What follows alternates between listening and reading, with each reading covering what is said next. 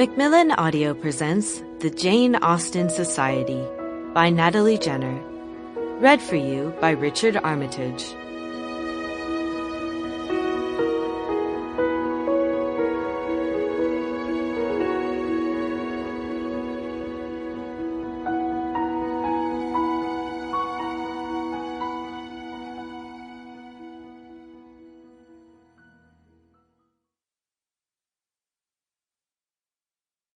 Who shall inherit England? The business people who run her, or the people who understand her? E.M. Forster. Chapter 1. Chawton, Hampshire, June 1932. He lay back on the low stone wall, knees pulled up, and stretched out his spine against the rock. The birdsong pierced the early morning air in little shrieks that hammered at his very skull. Lying there, still, face turned flat upwards to the sky, he could feel death all around him in the small church graveyard. He must have looked like an effigy himself, resting on top of the wall, as if carved into permanent silence, abreast a silent tomb.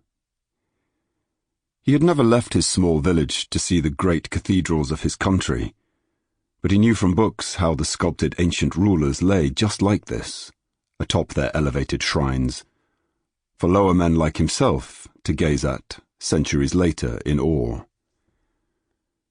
It was haying season, and he had left his wagon in the lane, right where it met the Kissing Gate and the farm fields at the end of Old Gosport Road. Huge bundles of hay had already been piled up high on the back of the wagon, waiting for transport to the horse and dairy farms that dotted the outer vicinity of the village, stretching in a row from Alton to East Tisted. As he lay there, he could feel the back of his shirt damp from sweat. Even though the sun was pale and barely trying, at just 9 in the morning he had already been hard at work in the fields for several hours. The multitude of finches, robins, and tits suddenly quieted down, as if on command, and he closed his eyes. His dog had been on guard until that moment, looking out over the mossy stone wall at the sheep that dotted the fields below, just past the hidden ha-ha that marked the perimeter of the estate. But as the farmer's laboured breath became deep and rhythmic, with sleep, the dog took his own cue and lay down beneath his master in the cool dirt of the graveyard. "Excuse me?" He jolted awake at the voice now resonant above him. A lady's voice. An American voice. Sitting up, he swung his legs down from the stone wall to stand before her.